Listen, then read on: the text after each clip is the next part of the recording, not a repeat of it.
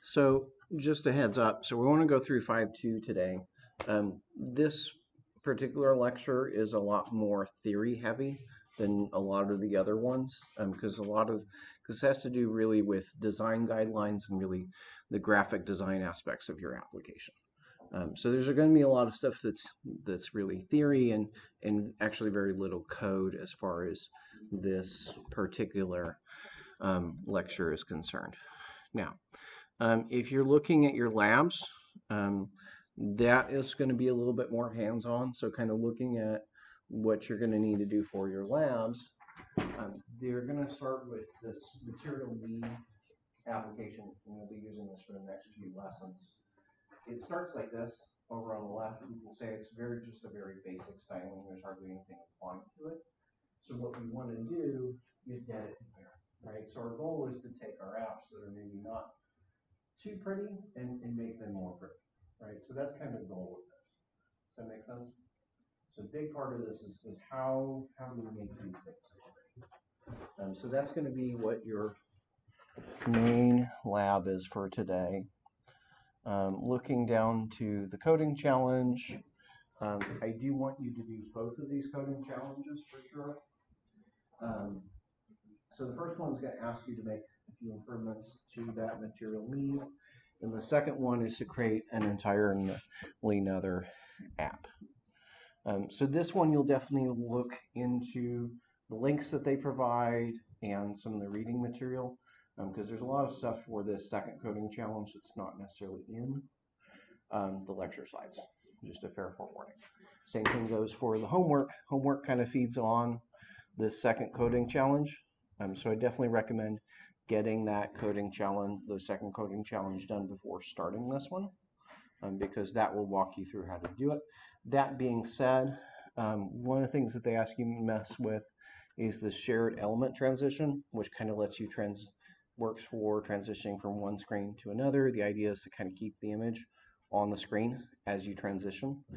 So you'll want to follow that link to read up how to do that on the coding challenge, because I don't think they linked it on the actual coding challenge, the shared transition. Make sense?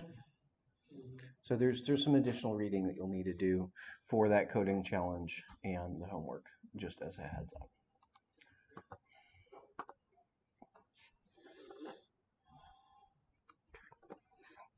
So a big part of what we're going over today, we want to talk about something called material design. And if you actually Google that term, say material design, you will actually find this website, material.io. So material.io, this is actually a website that's been created by Google. And this has kind of the design guidelines that have been put forward as kind of a way to build Android apps. So these are the general kind of, from a graphic design perspective and behavior UX side, this is how we want our apps to behave. So as we're kind of going through this, I would definitely recommend having that website open and handy, because there's a lot of different resources on that website for what does material design mean, what are the general guidelines. Okay. So if you want to read more about these things, that's where to find that. There's definitely a lot more in here than in the concept chapter, in fact. So just a heads up there. So as far as what we want to cover here today,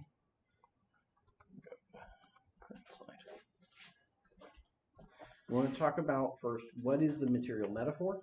What does that mean? What is our kind of guiding philosophy here? And then we'll go through how do we kind of apply that to images and typography, color, motion, layout. What are those rules that kind of play into our material design? Rules and guidelines. Okay, so first we want to go over what the material metaphor is.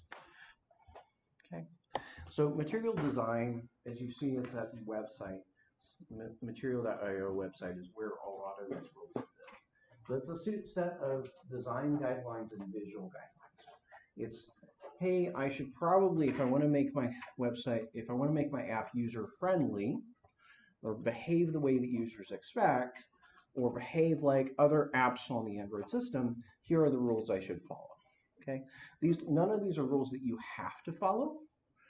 All of these rules can be broken, but they are rules that if you follow them, your user will generally have a better user experience. Does that make sense? So it takes some kind of ideas that are good general design, but it also intermingles a lot of things that are kind of quote unquote touchscreen specific, because you have to recognize obviously all Android devices have a touchscreen. Well, that means that it affects how we design things may be different than we would think about a desktop application. Okay, because we have that touch interface. Okay. So important in the material metaphor is you want to think of all of our components that exist in the UI as real-world physical objects. Okay. One of the things that means they have shadows. They cast shadows. There's also light. Light shines on them, so you may have bright spots or highlights if there's a part that's kind of more aligned with the light or higher up. And then you'd have a shadow behind most of your controls. Okay. It also means things like if I move something around, it should feel like it has weight, and it should feel like I'm actually moving it with my fingers, not that I touch it and an animation occurs. Does that make sense? It should feel like it's actually responding to what I'm doing like a physical object would.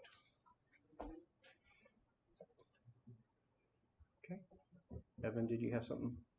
No, the last one made sense. Okay.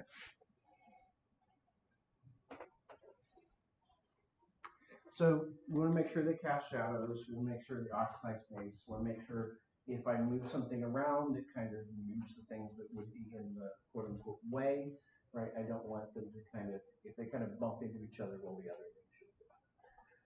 So that's oftentimes what we need. So you kind of can see here, we've got the idea of, hey, there's a square in front, well, there's a shadow behind it.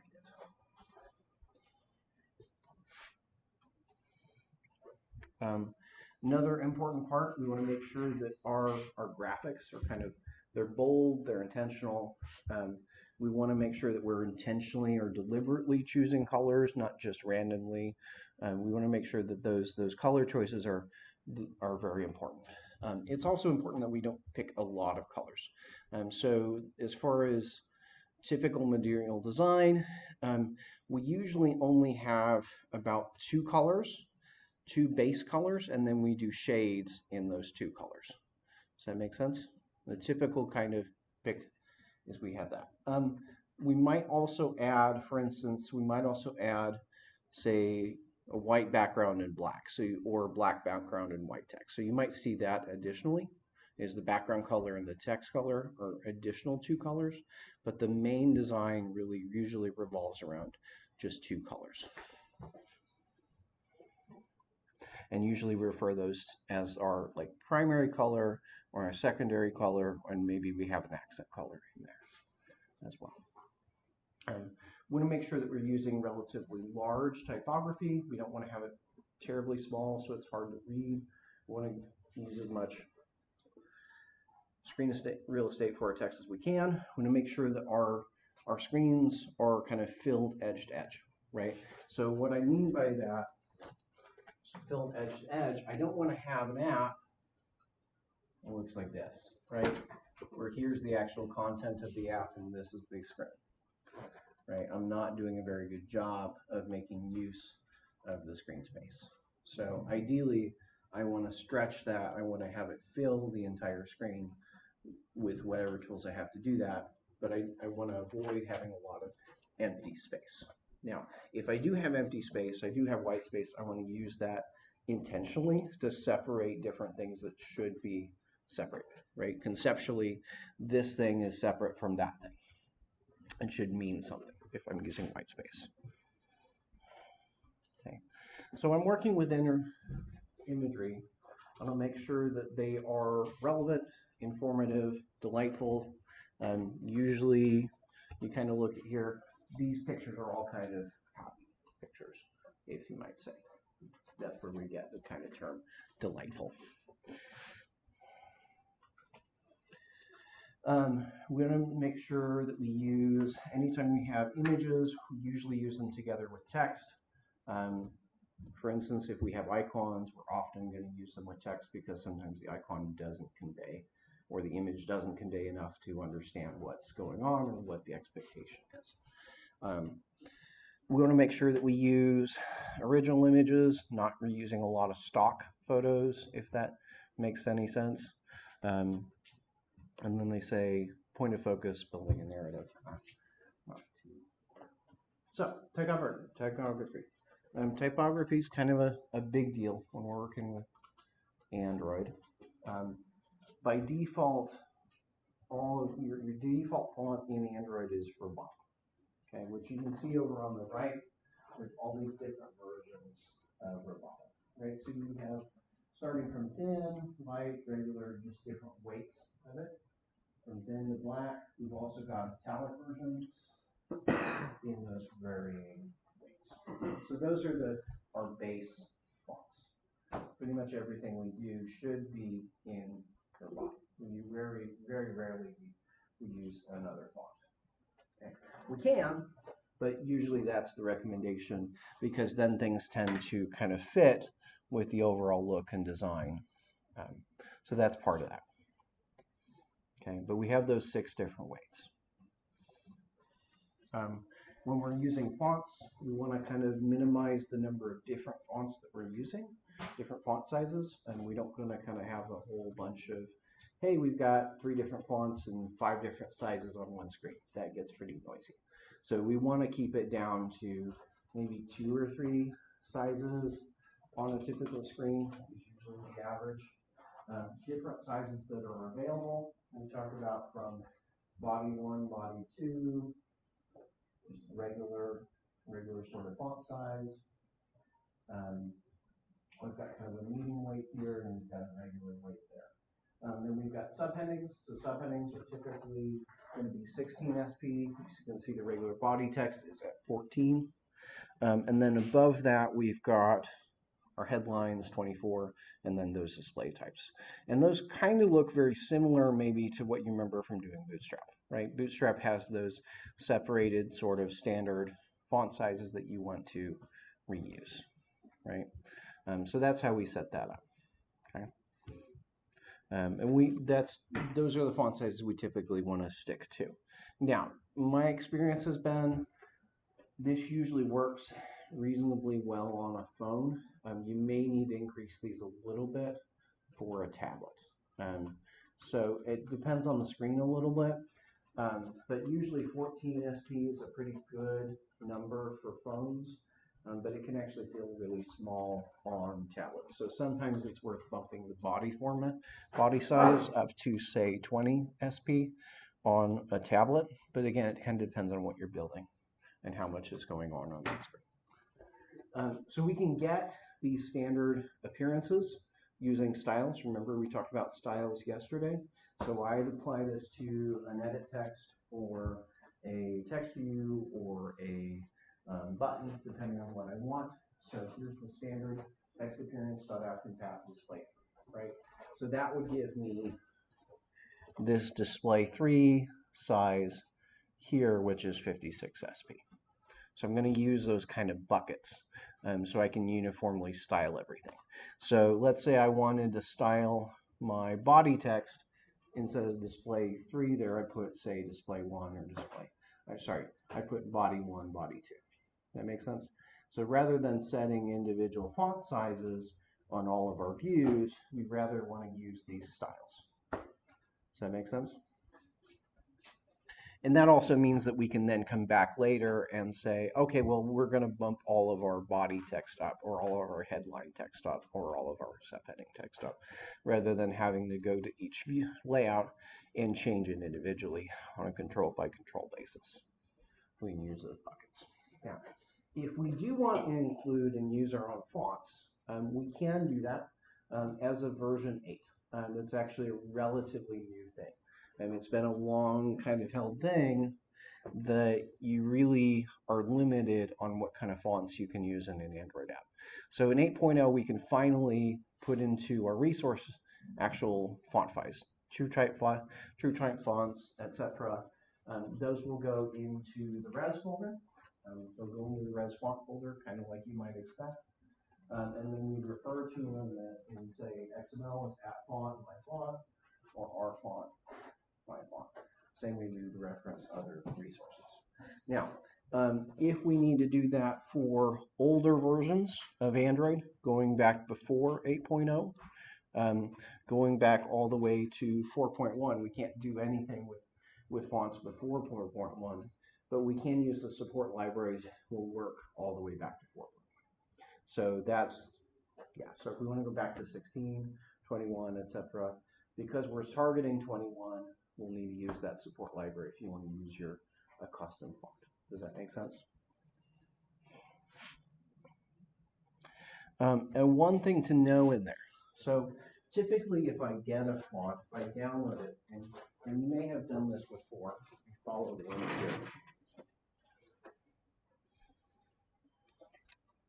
Because there's a good description on how you might do this should you want to bring in your own font. Because there is one kind of common gotcha that a lot of people get into when they try to bring in their own font. So let's say we want to bring in this font called Lobster.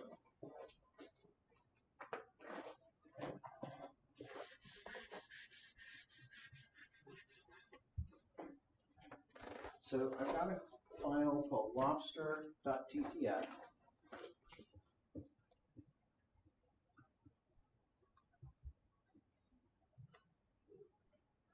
Now, how many of you have downloaded a font online before and tried to use it in any sort of application? Okay. So, do you know what happens if I say I'm just going to use this one file? That's the only font file I have, and then I try to use that in my application. What's going to happen if I just use that one file?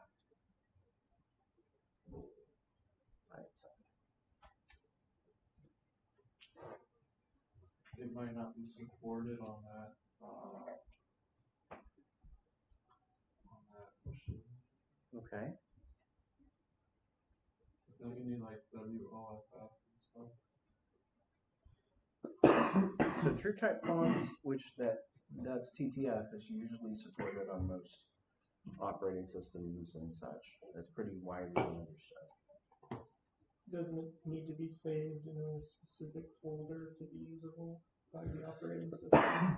So if I put it in drawable res, it'll get bundled in as part of my APK at the end. Okay. So it'll be shipped with the app.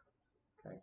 Well, if you remember when you downloaded fonts previously, have you seen a lot of fonts that you downloaded usually contain more than one file, right? Usually it's not just one file. So usually when I get a font, at least a good one, I'll also find that I get actually a group of files. So I might get a regular TTF, I might get a bold,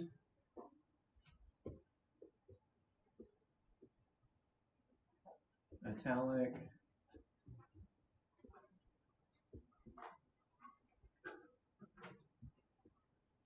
and maybe a bold italic.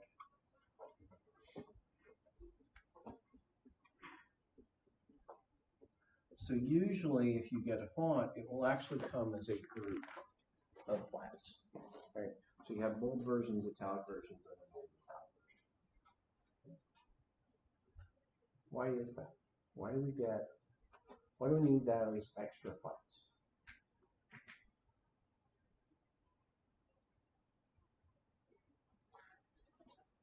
Because it's inherently a different font, different style. Okay. Does the single TTF not have the ability to hold variants of itself? Right. One TTF, and this is actually true of all font files, only ever hold one variant. All font files only ever hold one variant. So I was going to say one unique character. For each. No, they have the full character set that they support, right? They're not. This is not just one character, but it's one variant. Yeah. So it can only hold one of each character. Yes, That's not- correct. Yes, Yeah. correct. So let's say you want to represent an A, it can only have one glyph for that A. It can't have option A, B, or C, right? Here it's like, hey, you want to display an A? This is how it looks. So what does happen typically if I only have the regular, it will kind of guess how to make the font bolder. It will also guess how to make the font italic. Okay. So one of the things that you can get there, depending on what kind of font you're starting with, sometimes these fonts are represented sort of as rasters. Sometimes they're represented as vectors. So if they're represented as rasters especially, one of the things that can happen with this italic, if you don't have the italic, when it'll go ahead and try to slant it if you want italic, but often you'll get aliasing, right? You'll often get jagged edges as it makes that italic. Does that make sense? In some cases, you won't get an italic font at all. Depends on what you're working with. So sometimes if I don't have these files, I won't even be able to make it italic. But if I can, it will generally be jagged. Okay. The other thing that happens, and I ran into this actually in the field, with different languages. So with English, making a character bold or italic is pretty straightforward, right? You want to make italic, you just shear it. You just transform it. You want to make it bold, you just make the lines thicker. That doesn't work in some other sort of Russian languages. I think it's Bulgarian, if I remember right. Some of their letters actually change from a regular font to an italic font. The actual glyphs change. From, say, I can't remember what it would look like, but it was like an uppercase I to an lowercase I kind of thing. Or it was, the glyph is actually different. So especially when you're working with other languages, other character sets other than English, those files are really important because it's not just turning it sideways, not just slanting it. So that's the other reason we need that. Now, if I just take these files, let's say I have all 4 of these files, and I just drop them into the res drawable folder, okay? I can do that. But then when I say, hey, I want to use a font, I'll have to pick between regular, bold, italic, etc. Right?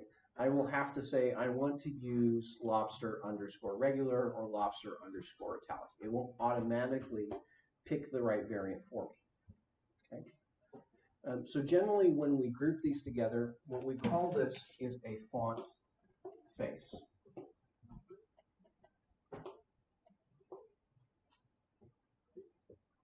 Or font family. Okay? So these individual files are fonts, but the group of them put together is what we call a font family. Okay? So when we actually specify fonts, whether it be Android or something else, or any sort of other tool, we want to always be working with font families. Okay? We don't want to be working with the individual font files. Now, to do that, we actually have to use an XML file to specify the font family. If I just drop these into the res font folder, it's not going to figure out what their relationship is. It doesn't look at the names and say, oh, well, they'll start with lobster, so therefore they're a font family. I have to actually specify that. So if you do have something like that where you need to add a group of fonts, what you want to do, let's say I've got these files here, I'm going to create another file in the font folder called lobster.xml. So that lobster.xml is going to look like this. On the outside, it's got a font family tag, and then inside of there, it's got these individual font tags to specify the variants. So here I'm saying, hey, this font file, lobster regular, it has a weight of 400, and it's normal. It's just my regular font. Here, this other variant, lobster underscore italic, well, this is italic at a weight of 400. So that way I can specify, here's all the fonts that make up this family and when to use them. Does that make sense? And that way I can, when I specify the font, I'm going to say @font/lobster instead of saying @font/lobster_range. Okay. That's a common gotcha. Is if you grab a font off of say Google Fonts, they won't give you this XML file. You have to make that yourself.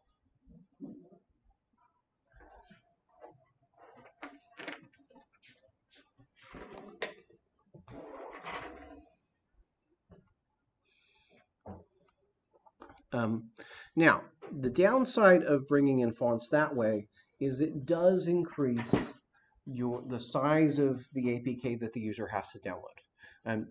Typically, font files are pretty large. It's not unusual for a font file to be 30 megs to 200 megs. That's pretty normal. And when you consider that the average, I think the basic APK starts around anywhere from 100 to 200 megs, that one font file can make a very big difference in how big your app is. Does that make sense? And that might seem like kind of a trivial thing, but it does mean that when the user initially installs your app, first of all, it takes longer for them to install it. But it also means it takes longer anytime they want updates. Because every time they download an update, they also have to re-download all those fonts that are part of the APK. So typically speaking, we don't actually want to, and if we do need a special font, we don't want to actually include it in the actual APK. Okay, so we don't actually want to necessarily put it in the Raspberry. Okay, the way we get around that is we use something called downloadable fonts. Again, this is only supported in API in 8, in Android 8 or later. We can use the support library to work around that for older versions, but because it's now extracted, it's not part of the APK. What happens is as soon as you need it, your device will download it. Okay, so it just keeps track of where is that file located in an XML file, and then we'll go download it when it needs it. It also means that, say, you have, maybe the user has multiple apps, and maybe those apps are sharing that same font. Well, they potentially don't have to download that for all of those different apps. They may just have to download it once. So it saves on their disk space as well. If we look here real quick, how to get into there.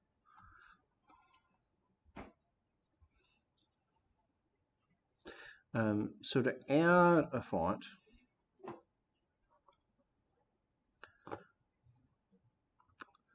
let me actually just pull up Android Studio and we can look at it there.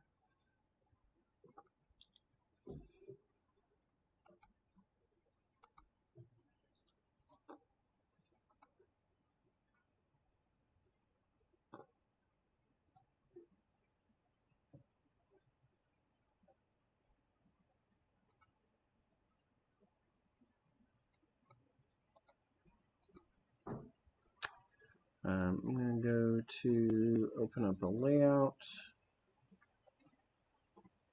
So let's say I want to change the font for my login button. I can go down here to font family.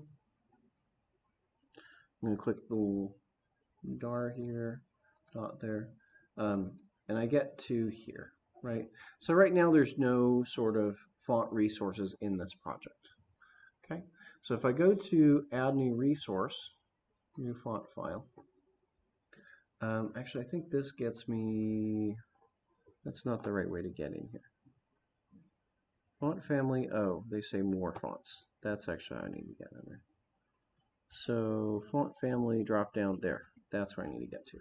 So I go to more fonts, and there's a few different suppliers that I can pull these from. Sorry, Google Fonts is the main one. And if you've used Google Fonts before, you know that they've got a website there. I think it's fonts.google.com. All of those fonts can be used freely. Let's say I want to use any of those fonts. I can just pick it from here, So let's say I want to use, Well, we have Comic Sans. oh, that'd be a good one. Well, just coming soon. So I'm going to say create that and hit. You'll notice that there's two options. So if I say add font to project, it's actually going to download the TTF files and put them into that res font folder. But I can say create downloadable font. So if I do it that way, you can see that it's putting some additional files into values. It's also adding this file into res font. So if I'm having it as a downloadable font, this is what I'll see. It's kind of a font family tag, just like we saw previously, but instead of what was in the other one where I'm specifying the individual items, I'm saying where does it come from, right?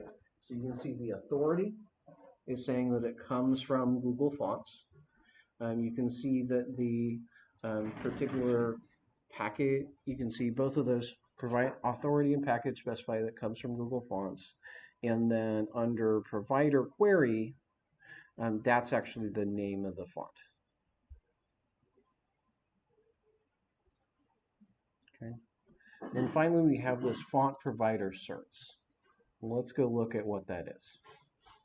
So that would be over here, font provider certs.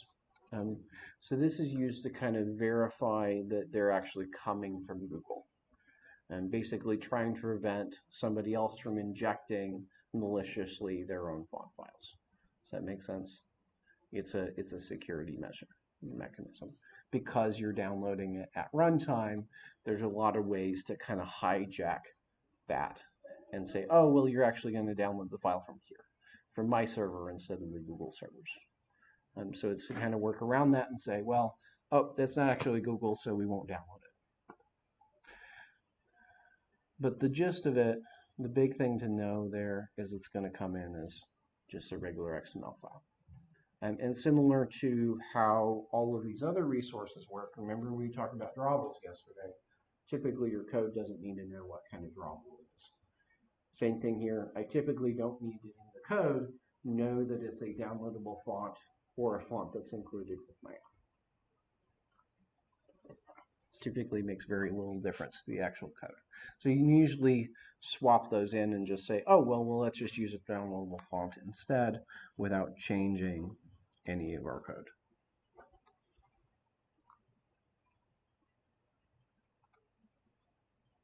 Okay, so we talked about fonts and typography. I want to talk about color. So you can see kind of a typical setup for a screen in Imagery. So we've got up at the top, we've got a nice banner image. Call attention. You can see the app bar still up there on top, but it's kind of transparent, right? So we have our up button over on the left, and then we have our individual action buttons over there on the right. You'll notice that the actual text of the action bar has been moved down here, down below, so it's not overlapping the image to keep it readable. Does that make sense? Sometimes it's fine to put it on top. Obviously, that kind of depends on how much contrast you have. Here we have a very bright image, so white text would not work very well, but you also have a case where black or white wouldn't really work with this image without some sort of drop shadow. So we typically have an image sort of like that, have an action bar icon, and then you're going to see the rest of the content going down. But paying attention to the colors, right? What do we have here? Well, we have here, we can see the primary color is kind of a purple. And then we have a slightly different shade of purple beneath that, a little sort of heading and subheading. And then we've got the accent color for the action bar. So that's typically how we set those things. So we have their primary color used here, and then we have a significantly different color for our accent to draw attention to those things. Okay. So we want to make sure you're using bold hues. We typically want a sort of muted environment, means that the stuff around that is kind of dull, maybe. Shadows, we want to make sure that they're dark. And we want to make sure anytime we have highlights like this, we want to make sure that those are nice and bright and very different from the surrounding colors. So with our color palette, there's a few different ways. There's kind of a standard way of building the color palette. So we're going to start with a primary color. We're going to add some shades to it. Take some shades that are kind of close to that color, and then also going to pick an accent color. And that accent color is something we want to have a high amount of contrast. Now, I want to look at this link here. We'll kind of walk us through some of that, although a lot of it's actually on the next slide. So if we open up that link, we'll see talks about the color palette. So typically we'll start with sort of the primary color here. You can see a secondary color here. You can see the different shades, right? So we can see our primary color here is at say 500, 200. So this gives us kind of a gradient from really dark over on the 900 side to really bright on the 50 side. Okay, we'll look at how we kind of use this in a minute, because there's some color palettes that we can pick from. Okay, so let's look at the color selection tool here. Okay, so we can pick some kind of predefined palettes. So for instance, if I say deep purple, you'll see that it kind of selected some colors for me that already go together. So I have a primary and a dark primary. It's based on this deep purple. And then I've got my light primary color. So I've got light and dark versions of the primary. I've got color for text and icons, text. There's my accent color. So I can go through any of these and kind of get a pre-built palette that already works. That makes sense? So that's a good place to start, is you can say pick one of these palettes directly from there. Oh, here. So here, before I go into that, we've got kind of a pre-built palette here, which remember, anytime we start a new project in Android Studio, it's gone and already picked a primary and a dark primary and an accent color for it. That's what's in the colors XML. But we can also add into that, say, the color primary light or an accent light and accent dark. And that's typically a good thing to add in there. Now, the place that we get these colors from, you can do that theme picker, palette picker that we saw a minute ago. You can also go into here. There's the place where we change it, because there are a few of these palettes. Just need to find the right page. There we go. So there's the material design color palettes. These are kind of the standard ones. So you've got shades of red, shades of pink, shades of purple, purple, indigo, etc. So if we want to build our own palette, we need to start first with one sort of base color. Okay, so let's say I want to start with my primary color as, say, red, right? So what I'm going to start with is a color kind of here in the middle. So generally I'm going to pick my primary color somewhere around the 500 to 700 range. Whatever color I start with, you generally want to start with. So let's say we pick this as the 500. That would then become our primary. I'd save that as my primary color, and then I might say pick 900 as my primary dark. Does that make sense? I'm going to pick a darker shade, and maybe I say pick 2 to 300 as my primary. That's how I would, as my node. So I pick those three colors out of one of these charts, and starting in the middle, and then picking a lighter and a darker shade. Now that I've got, let's say, the red, I also need a contrasting color. I need an accent. Okay. So what might be a good accent to my red? Okay, well maybe, let's see, is there a white in here? Maybe I can use some white. Go ahead and kind of make the random colors. So I say I take white as my accent. Again, you usually want to pick it somewhere in the middle, but I might say, so 300 is my accent here, and then I keep like 500 and 100 as my dark and light versions of that. Does that make sense? So the way I'd actually put that in practice, let's say I want to go change that login app to use that palette.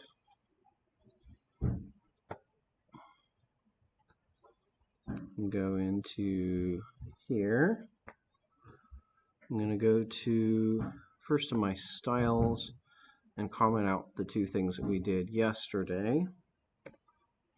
So those aren't there. I go to colors and I kind of put in those colors that I just picked out.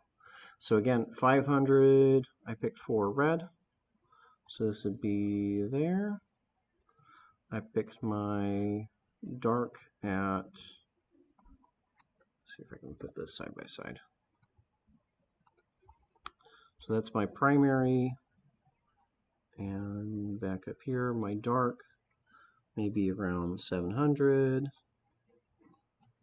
Color primary dark. I may also want to add in color primary light.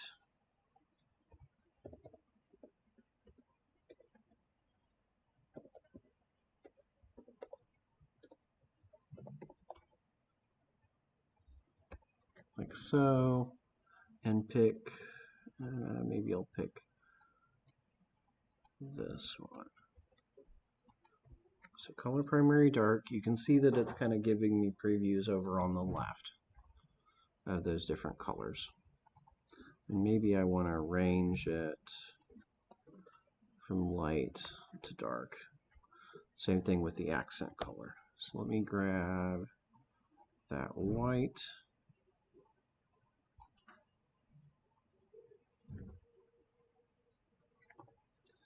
I'm going to say for the main one, let's grab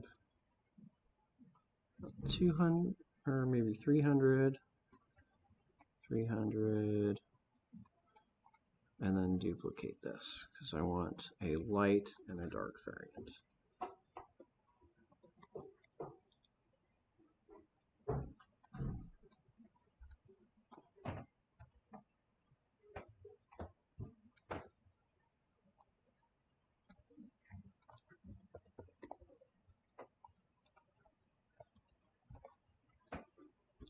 Does that make sense? So I've set up my colors file to have to just contain my color palette that I've created. And you can see the preview, it's not showing up as well in the projected lights. You can see a preview of the colors on the left to see what they're doing. Now, the three colors that were already in there are already hooked up in the theme, but to add those additional ones, we'll need to go back to the theme so they actually get used. So I need to go back in here into the theme and say item, name, color, primary, white. Actually, I think maybe these are not. Oh, so it's not that one. It's the dark. So color. Oh. Oh, no, so those I'll just have to use myself. Yeah. Forget. Those themes don't fit in. Don't fit those in. I thought there was one.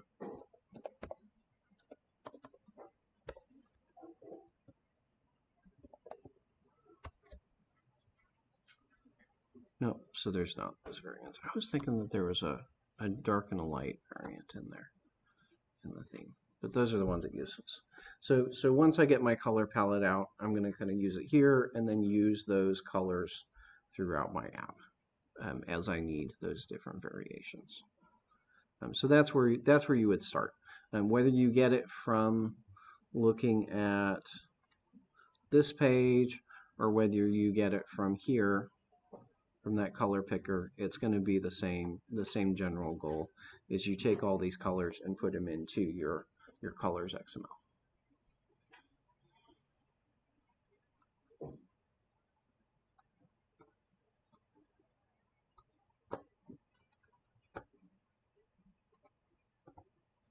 Okay, so we talked about typography. We've picked a palette out.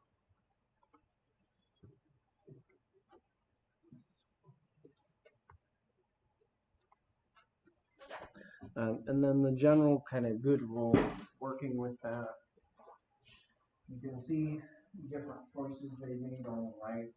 So this one up here, black on white, very easy to read, that's good. Down here we've got kind of a darker gray on white, that's also okay. There's lots of contrast. You can see a white on a green, that's okay. If you can see in the middle, there's not what you want to do. So like this, you've got a white, a tan, they're very close in color. Same thing with these sort of grays next to each other. It's very hard to read the text. And you also want to avoid things like this, right? So this is a green with a red. Remember when we're looking at colors and on the screen, we've got three kind of primary base colors. We've got red, green, and blue. So I don't want to mix a primarily red with a green or primarily blue with red, green. Those primary colors just by themselves are not terribly readable, but you also get into a lot of issues when you do that with color blindness, right? So if I take a color and put it on another color, some people might be able to read this, and other people this might just look like green, right? Especially if you read green color one, this is going to be completely unreadable. So it's usually better to stick with one sort of color spectrum and use a light color and a dark color in that same color spectrum.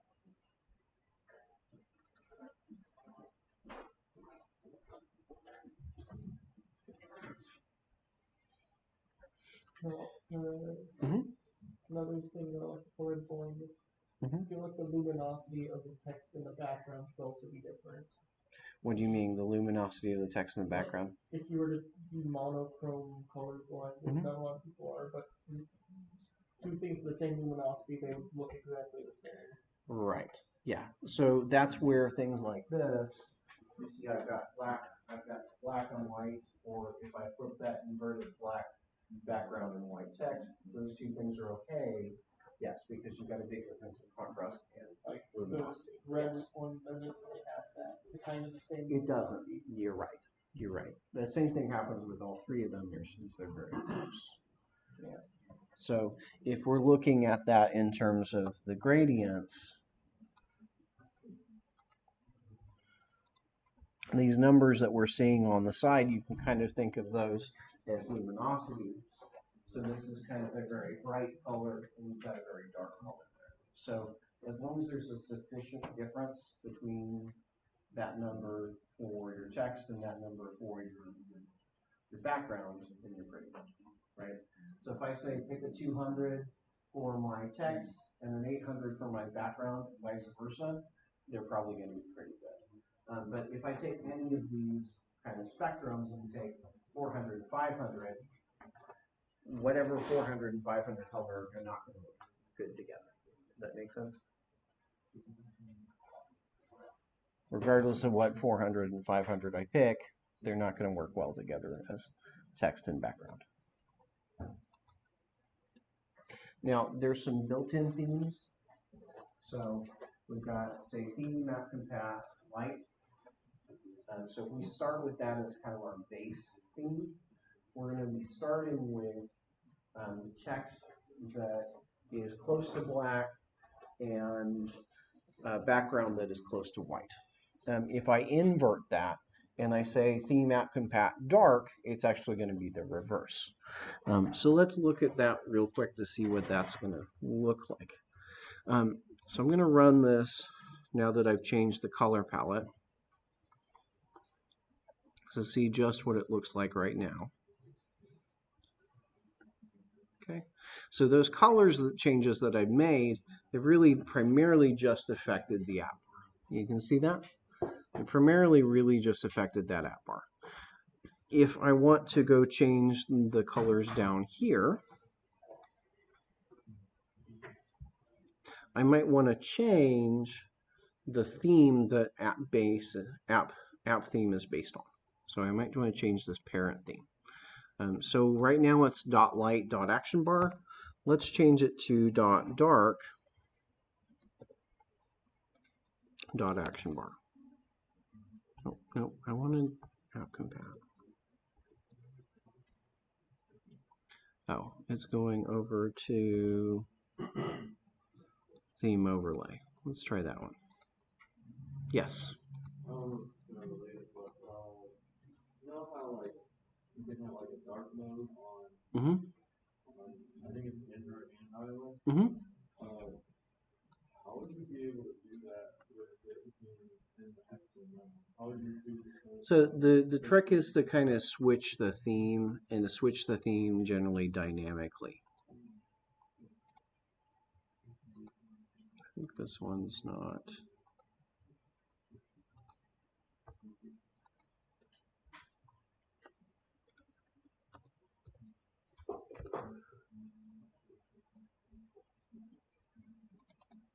Let's try that one. So, because you can actually switch the theme for it differently. And do I have a button there? No, I don't. Okay. So let me go back to there. So light and dark action bar. If I want to change the background, for instance, one of the things that is kind of a gotcha. If you want to change the background, you see I've got, why is it not coming up?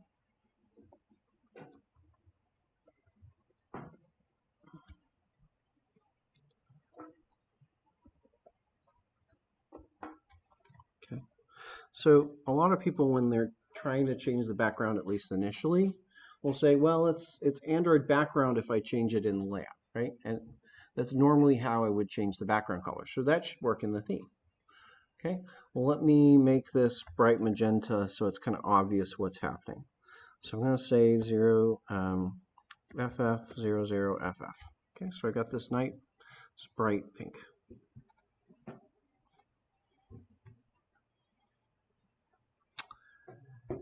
That's probably not what I want, right? So if I just change background, it's actually changing the background of everything.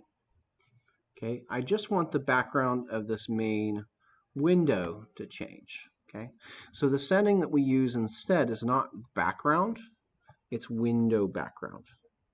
So if I say window,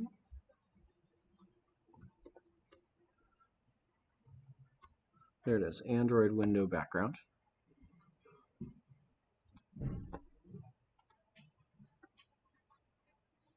There we go. So if I want to just change the background of the screen, I need to use window background, not background. It's a kind of common gotcha.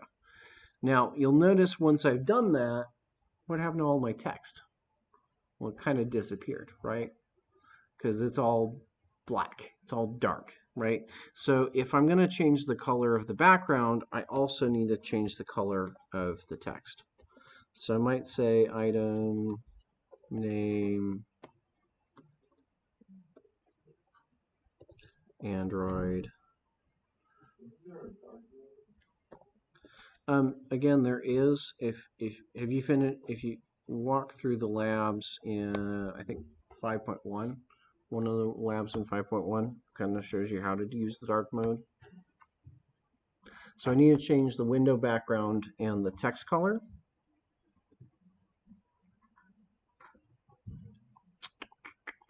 Now, why did I get a black background? Because I set this to purple.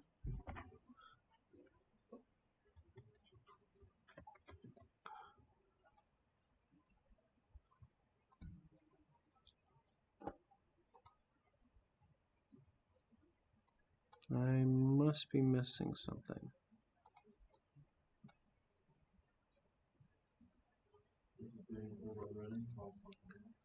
I wonder.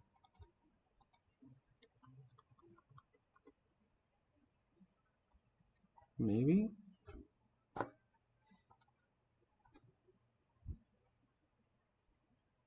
So that text color changed.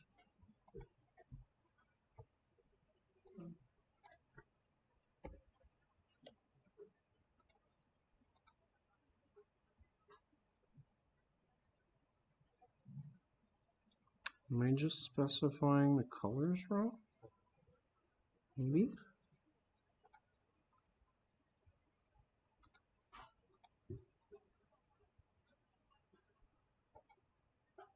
I must be forgetting something.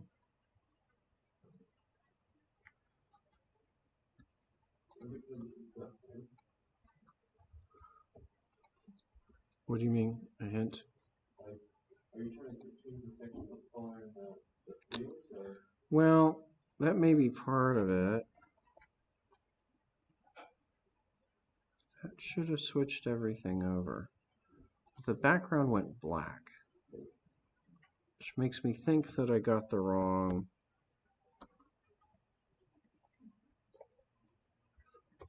color. Does it have to be a resource, maybe?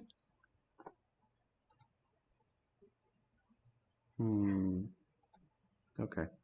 There must be something that I'm missing, because I swear I did that last semester, and it worked. But I must be missing something. I'm just going to comment that all out.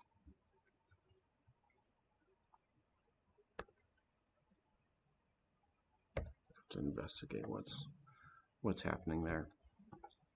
Typically that's all you have to do to change it to black and white.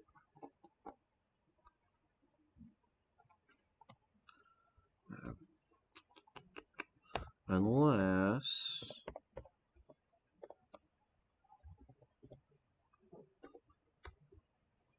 no, that's not it. Yeah, we want to do that. Let's go ahead and take a break. Come back at 1:45. Additional investigation over the break to kind of figure out what was going on. As it turns out, the big thing was that I needed to actually move those colors out into the colors XML and refer to them there, rather than having the constants inlined, was basically the problem. So I've got a few different colors set in here, so you can kind of see how that comes out. So you change the window background to get a different background on the screen. Text color is primarily the way you're going to change text color. Now, one thing to know, although that actually still does not seem to be working, because that's still coming out black. Text color is the one that should be working there. I know that the color hint is this one. So it does require a little bit of playing around.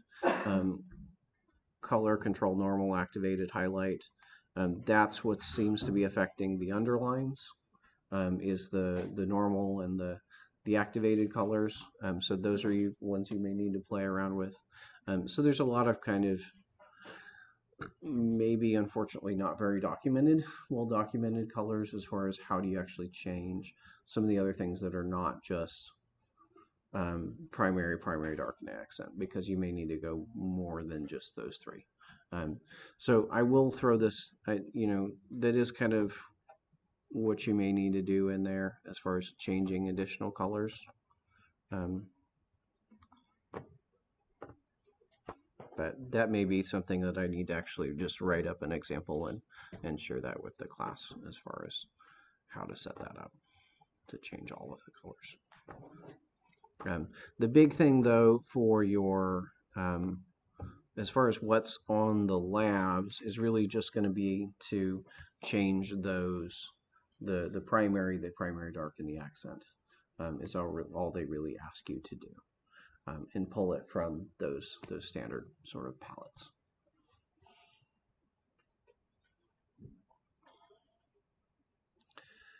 So dealing with motion, generally speaking, any motion that we have, we want to kind of reflect relationships that are spatial. So where are they relative to each other in space, left, right, up, down, or as well as front to back, right? So if we have a button that's in front or a control that's in front of something else, we should expect it to behave consistently as if it's actually in front of the other thing. Okay. Generally, we'll want any motion that we have there to be what we would say responsive, natural, kind of aware of its surroundings, and intentional. So let me go back to here. So here, and we should run for a second. So let's say we have these kind of three buttons like this. You click on one and it expands, and then you see that. So that's kind of the ideal scenario for things like that, is you see those kind of animations, and a lot of those animations with at least the current design spec are with circles like that. Circles expanding and contracting. So there's another example that they have here where it's kind of a color picker. So the finger, if the user moves their finger over to this darker kind of blue or cayenne turquoise, you can see that the thumb kind of changes, and then as they go through, those are kind of moving. Again, trying to make sure that this acts almost like you would expect maybe a real object to behave, where things are kind of moving around. Even though there's not necessarily a real analog for something like the color picker. And you can see the same kind of thing if they pick an item, it's kind of expanding as a circle.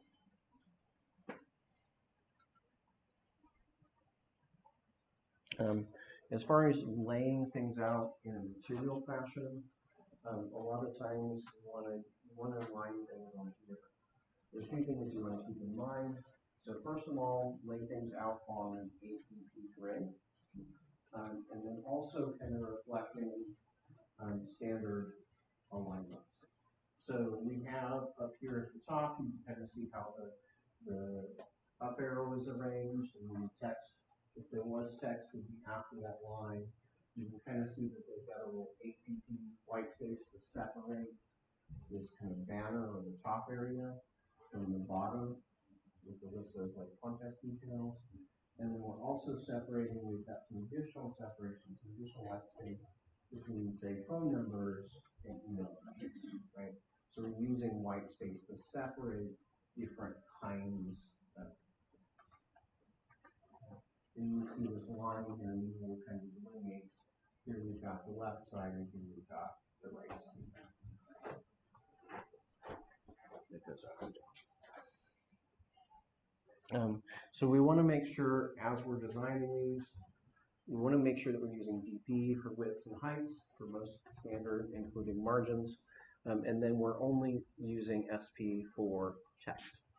And remember, as far as things go, by default, one SP and one DP are actually the same. Okay, by default, one DP is equal to one SP. The difference is that the SP, remember it's scale pixel, it takes into account the text scaling that the users set on their device. So that way, if they're maybe hard of seeing, maybe they have a difficulty in reading text, they can just scale up the text and nothing else gets bigger.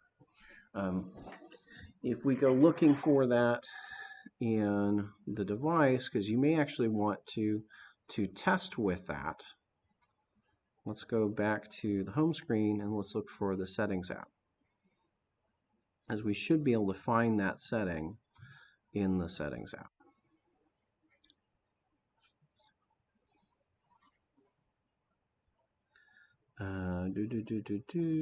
Display font size, advanced, there it is. So by default, we've got that font size. I can actually go in here and slide that up.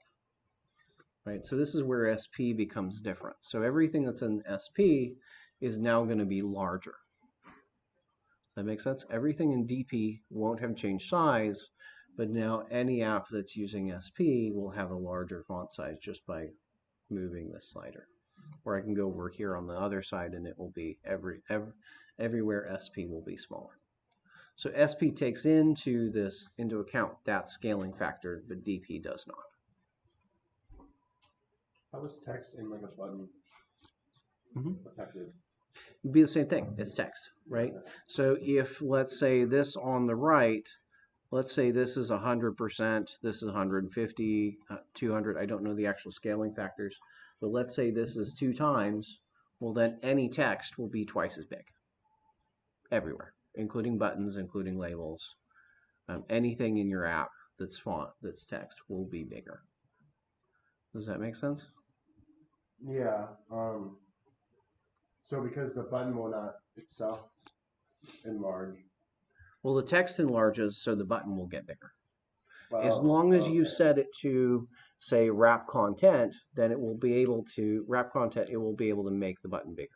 If you said that the button is 100 dp in size, right now the text gets bigger, the button doesn't, right? Which is the other reason why we don't want to hardly ever use fixed widths or heights, and because they don't change when, say, you have more text or the text size changes. Does that make sense? So as long as I have the height of my button set to wrap content, that's not an issue. As long as I use things like wrap content or match parent, match constraint, those kind of things work pretty well with changes in font sizes. That's the biggest gotcha.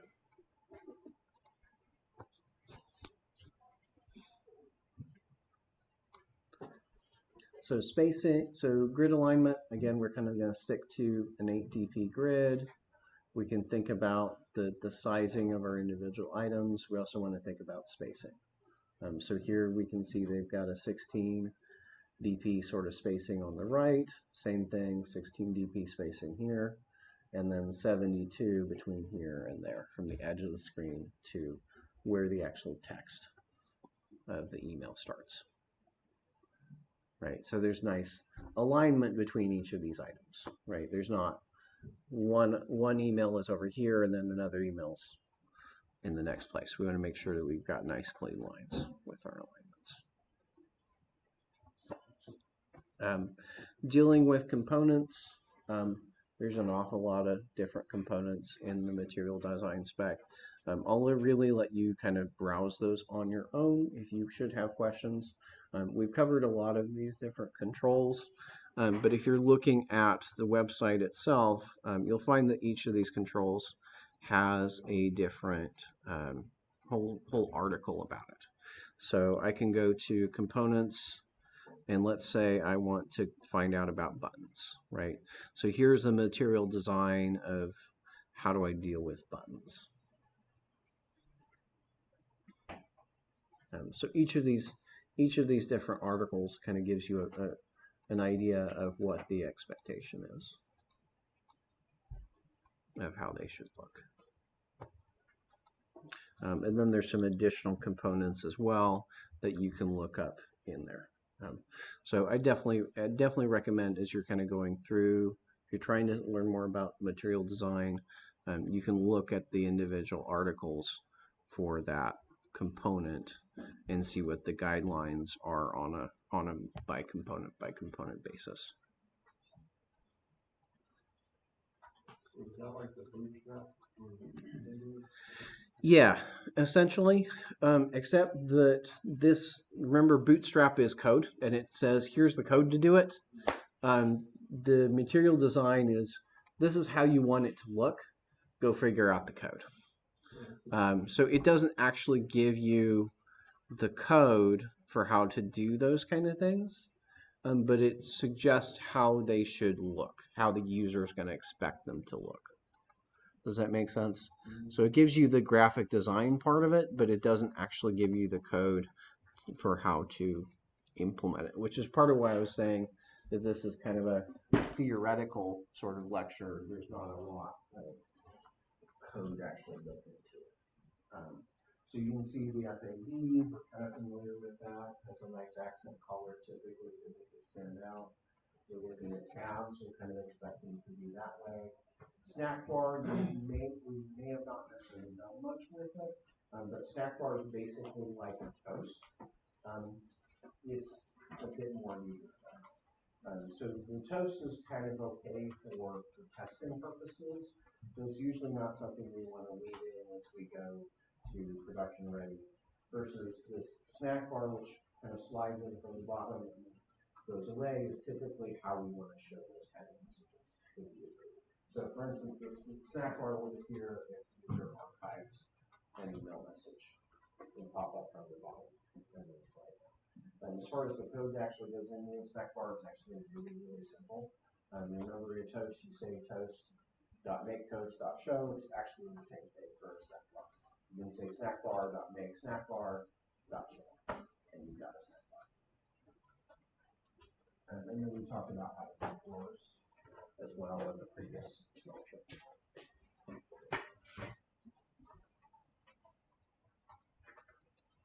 So that's what's there for 5.2.